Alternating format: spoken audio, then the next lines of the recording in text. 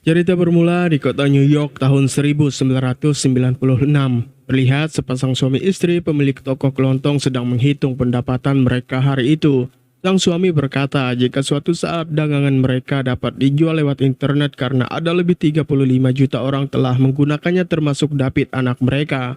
Mendengar nama David, sang istri pun baru teringat kalau dirinya belumlah melihat David. Ia kemudian mendatangi David di ruang basement dan mengingatkannya untuk segera beristirahat. Cyber friends and you get to bed. Okay?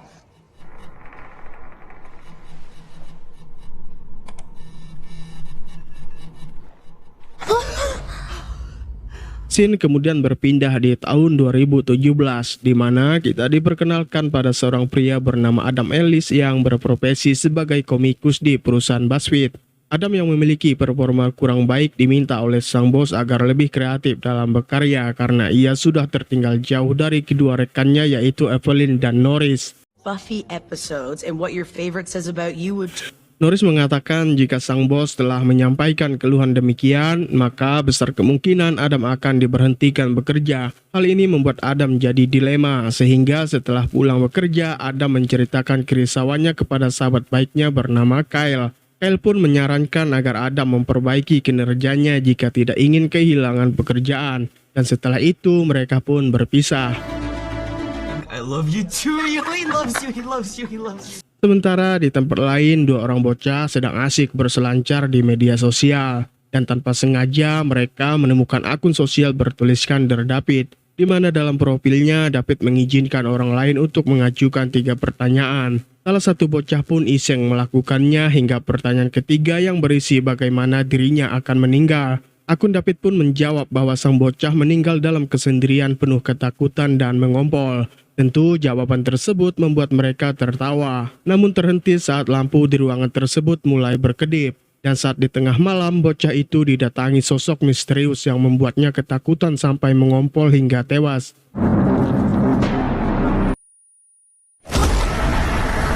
Di malam yang sama, Adam juga menerima notifikasi bahwa David mengikuti akun Twitternya. Bahkan David mengomentari GIF yang Adam posting, namun Adam tidak membalasnya karena ia memilih untuk tidur. Dan ketika pagi menjelang, Adam terbangun lalu buru-buru ingin memposting GIF buatannya.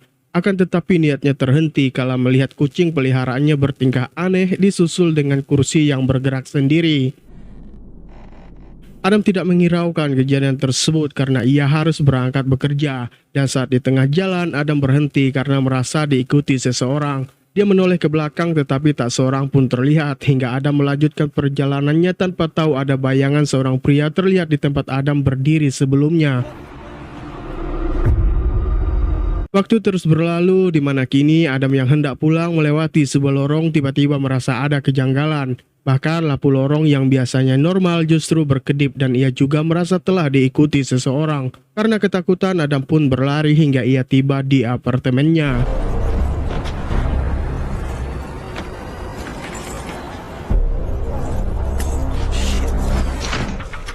Thanks, man.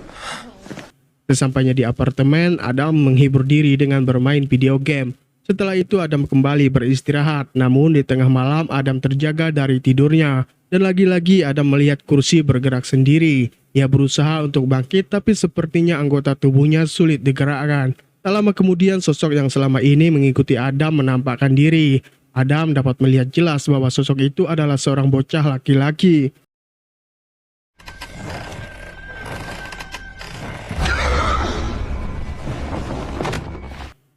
Akhirnya Adam berhasil menguasai tubuhnya kembali, tapi saat ia melihat ke kursi, sosok tadi sudah tidak ada di sana.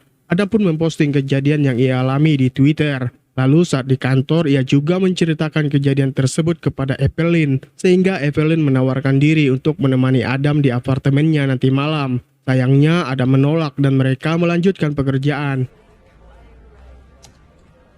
Selagi fokus bekerja, tiba-tiba Adam melihat sosok asing memasuki sebuah ruangan. Karena penasaran, Adam pun mencoba mengikutinya. Namun ketika masuk, Adam berpindah tempat ke sebuah toko kelontong. Di sana ia melihat seorang wanita sedang duduk di lantai, di mana wanita tersebut menanyakan apakah Adam melihat David. Adam balik bertanya apa yang diinginkan David. Dan si wanita mengatakan bahwa David akan meminta Adam mengajukan 3 pertanyaan. Si wanita mengingatkan agar Adam mengajukan 2 pertanyaan dan jangan sampai ke pertanyaan ketiga. Adam pun menanyakan apa alasannya, namun si wanita malah memindahkan Adam ke tempat David berada. Di sana ia melihat David sedang duduk di depan komputer dan saat Adam ingin mendekatinya, tiba-tiba ternyata itu adalah mimpi yang Adam alami saat tertidur di meja kerja. Karena merasa semuanya tidaklah baik-baik saja, akhirnya Adam putuskan menerima tawaran Evelyn untuk menemaninya. Lagi keduanya asik bermain puzzle, tiba-tiba terdengar suara barang jatuh. Ketika diperiksa, mereka menemukan sebuah kamera yang dijatuhkan oleh kucing peliharaan Adam. Evelyn meraih benda tersebut lalu ia pun memainkannya sambil bilang tidak ada hal yang perlu Adam takutkan. Untuk itu Evelyn pun pamit pulang. It's just a camera. Sepeninggalan Evelyn, Adam mencoba mencari informasi di Google terkait akun Dear David karena menurutnya dari sanalah awal mula dirinya diteror dan dihantui. Tetapi sekian lama mencari, tidak satu pun informasi ia dapatkan. Adam kemudian membuat tweet yang mengatakan bahwa apartemennya saat ini dihantui oleh hantu anak mati. Tweetan tersebut ditanggapi banyak orang, ada yang tidak percaya dan ada pula yang mengusulkan agar Adam konsultasi ke paranormal. Setelah itu, Adam memutuskan untuk tidur dan seperti biasa ia terjaga di tengah malam, di mana sosok David pun menampakkan diri.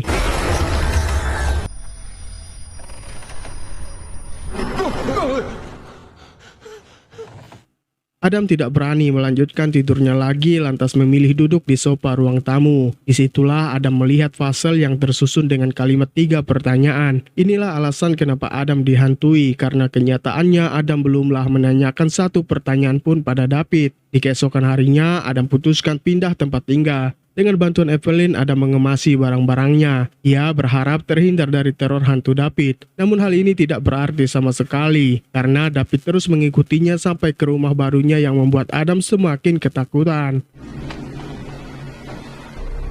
Adam lalu bersembunyi di balik selimut sambil berusaha menelpon Kyle sahabatnya. Namun sayangnya panggilan itu tidak terjawab. Ia kemudian membuat tweet untuk mencurahkan rasa ketakutannya. Dan tanpa ia sadari, tweetan tersebut direspon banyak orang. Bahkan di keesokan harinya Adam diminta oleh sang bos agar melanjutkan cerita teror hantu tersebut. Gifts and memes and stuff. It's not just about the pep talk. You had to dig in and find. Awalnya Adam bingung apa yang harus ia perbuat sampai tiba-tiba Evelyn mengusulkan agar Adam menulis jajak pendapat di akun Twitternya. Saran Evelyn pun diterima oleh Adam dan hasilnya 98% pengikut Twitter Adam menyarankan supaya Adam melakukan pengusiran setan. Hingga sore itu juga Adam melakukannya. Ia mulai mengasapi rumahnya dengan wangi-wangian yang tidak disukai makhluk astral, kemudian menabur garam di setiap sudut rumahnya. Rid you of evil.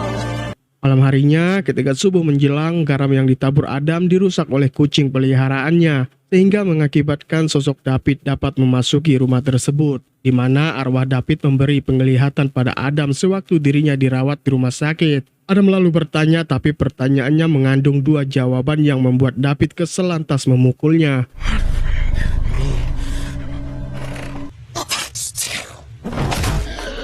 Pukulan itu ternyata benar-benar melukai fisik Adam. Dia mulai sadar bahwa teror ini tidak hanya menakutkan tetapi juga bisa membahayakan nyawanya. Maka di keesokan paginya Adam menceritakan kejadian tersebut kepada Kyle, namun Kyle enggan percaya dan malah meninggalkan Adam. Meski begitu, Adam tetap menjalani hari-harinya dengan terus memposting kejadian-kejadian aneh serta menakutkan. Sampai suatu hari ketika Adam hendak pulang, dia merasa diikuti lagi oleh seseorang.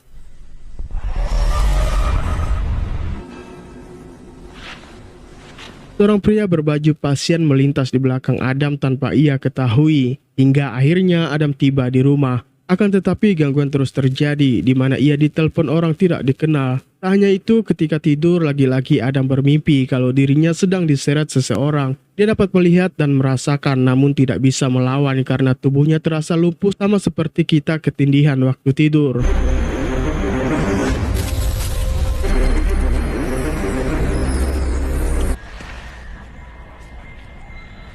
Adam pun terbangun tapi bukan di kamarnya melainkan di basement tempat David bermain komputer. Sanalah Adam menyaksikan pertengkaran antara David dan ayahnya hingga David yang hilang akal sehat menjerat leher ayahnya sampai tewas. Lalu ibu David datang kemudian memukul kepala David dengan monitor komputer. Adam yang tidak mampu melihat kejadian itu pun terbangun dan mendapati sebagian tubuhnya keluar dari jendela kamar.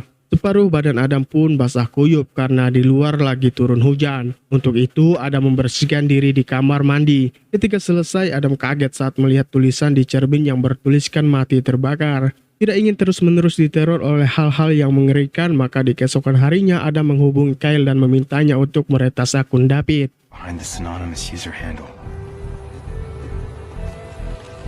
Selain itu, Adam juga mendatangkan seorang paranormal ke rumahnya demi mengetahui apakah tempat tinggal tersebut ada hantunya. Akan tetapi sang paranormal mengatakan tidak ada masalah dengan rumahnya melainkan dengan Adam sendiri. Karena Adamlah yang telah mengundang David. Dia menyarankan agar Adam mencari apa yang diinginkan David kepadanya. It's connected to you.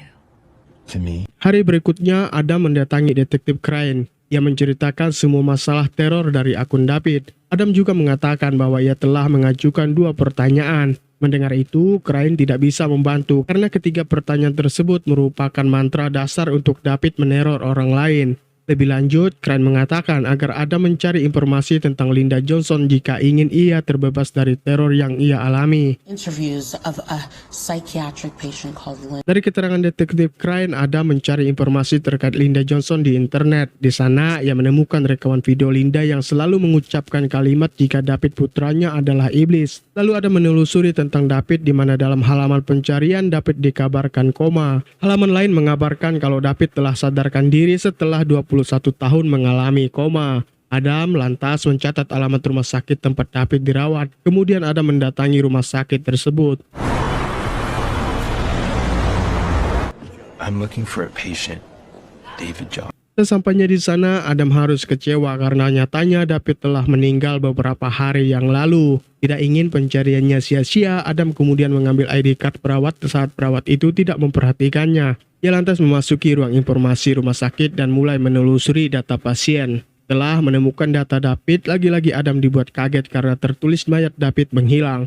Tidak ingin putus asa, Adam kemudian mencatat alamat dokter yang menangani David. Dan tidak perlu waktu lama, Adam tiba di rumah sang dokter. Berkali-kali Adam memanggil hingga pada akhirnya Adam menemukan sang dokter dalam keadaan tergantung.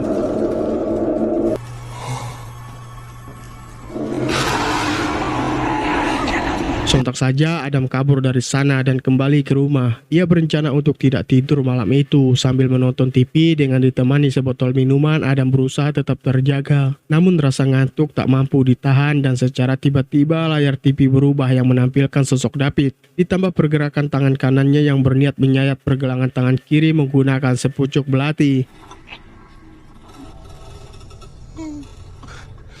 Sekuat tenaga Adam melawan untuk meraih kendali atas tubuhnya yang diambil alih oleh David sampai ia berhasil mendapatkan kembali otoritas penuh badannya. Namun ini belumlah berakhir karena saat di kantor Adam dibuat kaget dengan pernyataan Evelyn yang mengatakan bahwa Adam mengiriminya pesan jorok. Hal lain pun terjadi ketika Norris meminta Adam mengomentari hasil kerjanya dan mengirim file tersebut ke email Adam, tapi yang dikirim adalah gambar sadis. Adam merasa ini semua permainan rekan-rekannya sehingga ia pun mengamuk. Sit down. It's alright. Sang bos secepat kilat menenangkan Adam agar para karyawan tidak ketakutan, dan setelah Adam berhasil ditenangkan, sang bos pun memberi cuti pada Adam. Akhirnya Adam kembali ke rumahnya dengan perasaan yang lelah. Meski begitu, Adam ingin memperbaiki kesalahannya yang David perbuat, tapi sepertinya David telah mengendalikan semua jejaring sosial milik Adam, sehingga membuat Adam frustasi dan melempar kursi goyang keluar. Adam benar-benar tidak berdaya menghadapi sosok hantu David. Terbukti saat David mengendalikan Adam lewat video game, di mana Adam diarahkan ke ruang dapur lalu menyirami dirinya dengan sebotol alkohol. Dia lalu memutar pemantik kompor gas sehingga terciptalah kobaran api yang mulai membakar dinding dapur, sementara dirinya dibuat pingsan.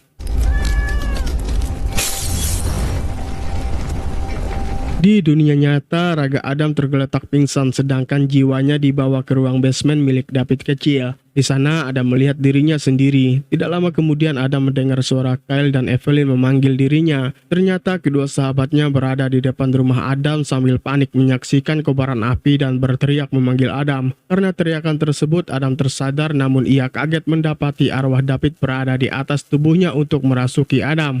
Adam yang tidak ingin dirasuki mencoba sebisa mungkin melawan hingga dia berhasil mengalahkan David dan memukul kepala David berulang kali.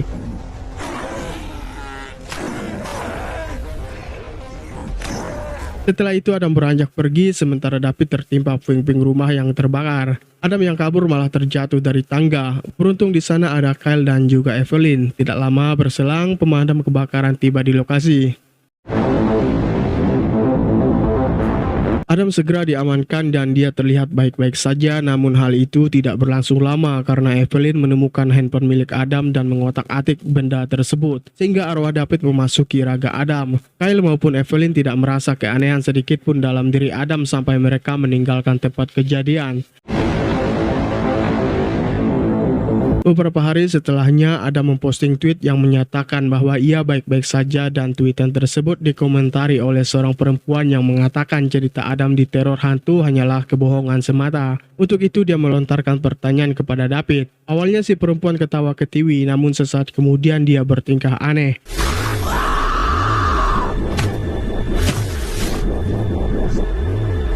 Si perempuan pun tewas setelah menghentakkan kepalanya di meja komputer. Dia tidak mengira jika sesuatu yang dibuatnya bercanda justru membawa kematian. Dan film pun berakhir.